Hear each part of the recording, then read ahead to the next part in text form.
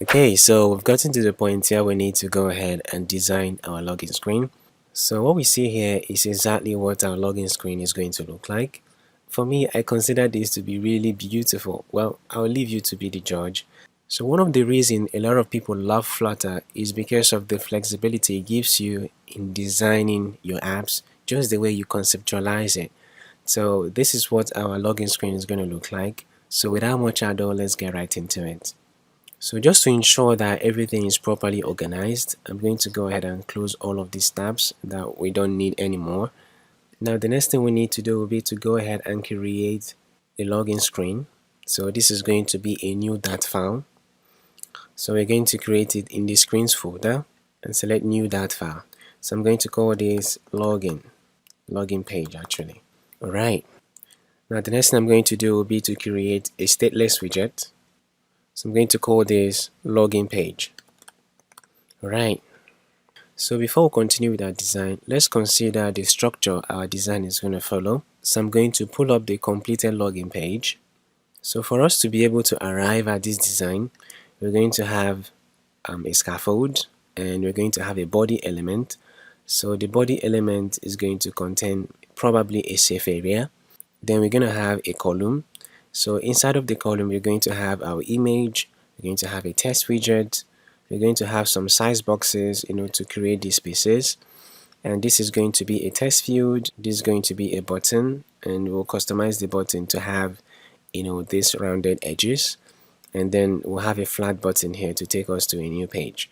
So that's actually the flow of our design. So let's go ahead and do that. So I'm going to go ahead and add a scaffold first of all. So the background of the scaffold is going to be white. Alright. Now the next thing we need to do will be to go ahead and add the body property. So it is going to take in a column. Alright, so inside of the column, the first thing we're going to have is a size box with a height of 70. Now the next thing we're going to add will be an image.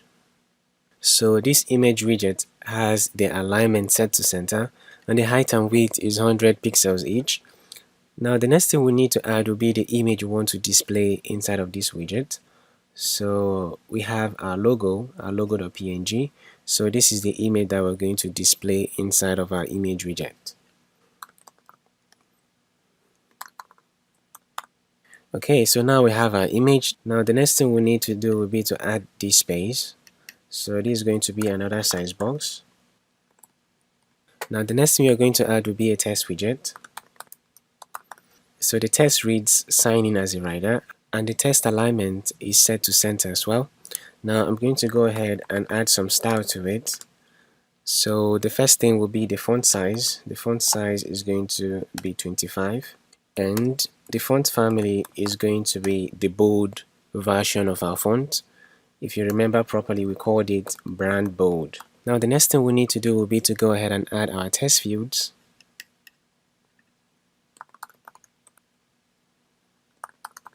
Alright, so this is for email address. Now the next thing we need to do will be to add the decoration. So the label text is going to be email address. And we're going to set some style for the label. So we're going to have text style. So we're going to set the font size to be 14. So we'll set the hint style as well. And the color is going to be color.gray. And the font size for the hint is going to be 10.0. Okay, so what I'm going to do will be to fold all of this up, and I'm going to go ahead and set the style, the main style of our text field. The font size is going to be 14 as well. Alright, so we have our email address.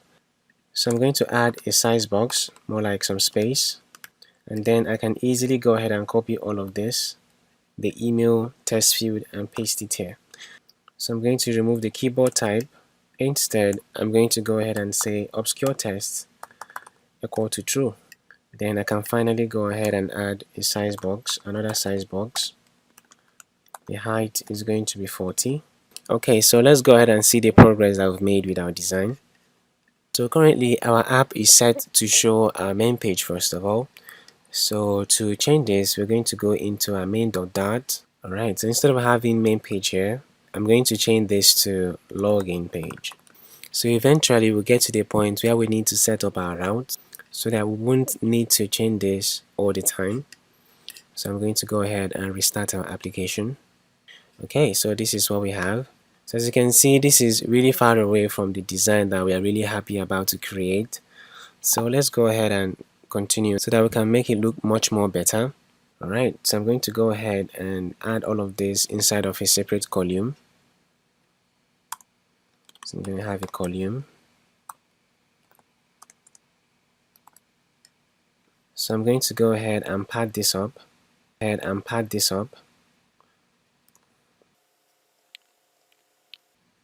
Alright.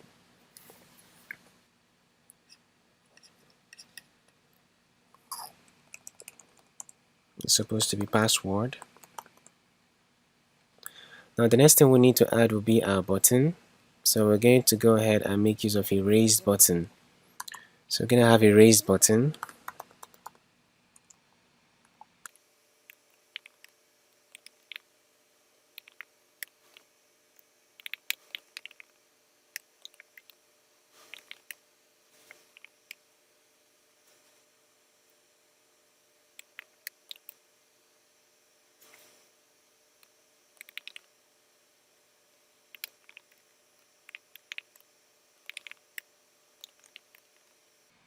Okay, so I went ahead to add a raised button.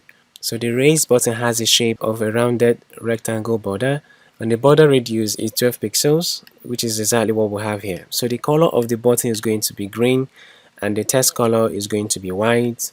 And we added a child to it, and the child is a text widget that reads login, and the font size is 18 and the font family is brand bold. So I'm going to go ahead and hit hot reload to show our button. Alright, so what I'm going to do will be to go ahead and add a center widget here. Okay, so this is not all I want. So I want to be able to set a height for this button. So what I'm going to do will be to go ahead and wrap our center widget inside of a container, and I'm going to set the height of the container to be 50. So because we haven't added the unpressed function or the unpressed callback, that is why our button is currently gray in color. So I'm going to go ahead and set the unpressed callback and hit hot reload. Alright, so this is what our button looks like. So what I can do is to go ahead and add this raise button inside of this column. This is where it should have been. Okay, so this looks a lot better. And lastly, I'm going to go ahead and add a text that is going to read, "Don't have an account, sign up here." Okay, so I'm going to go ahead and wrap this inside a widget, and the widget is going to be a flat button. Alright, now the next thing we need to do will be to add the unpressed callback. Bam, so we have that. Now the next thing I'm going to do will be to wrap all of this inside a single child scroll view. But before I do that, I'm going to first of all add some padding. So let's see how this looks. A lot better. So I'm going to wrap the padding inside a single child scroll view. So why it's very important that we make use of this single child scroll view is while we're using our app in a physical device. If you try to provide input inside of the text field, you may not be able to slide up where we can actually see what we are typing inside of the text field. So that's why it's very useful to make use of single child scroll views. Now the next thing I'm going to do will be to wrap up everything here inside of a safe area. So before we wrap up with our login design, one thing that we need to change is the color of the button. So what I've done is to compile all the colors that we're going to be using throughout the application. I put it inside a file. So you can find the file in your resources folder as well. So if I open up resources, you'll be able to see a file called brand colors. So I'm going to go ahead and use Ctrl+C to copy this file. I'm going to go ahead and drop it inside of our lib folder. Right, so these are all the colors that we're going to be making use of throughout the application. So instead of us having to spend time thinking about the color to use, we can easily go ahead and reference these colors. So let's go ahead and see how we are going to make use of each of these colors. So inside of the login page where we have our button, our raise button, So instead of using green, I can simply go ahead and make use of brand colors dot green. Alright. Bravo guys, we successfully designed the login screen. Now in the next class, we're going to go ahead and design the registration screen. So this will be all for now. See you in the next class.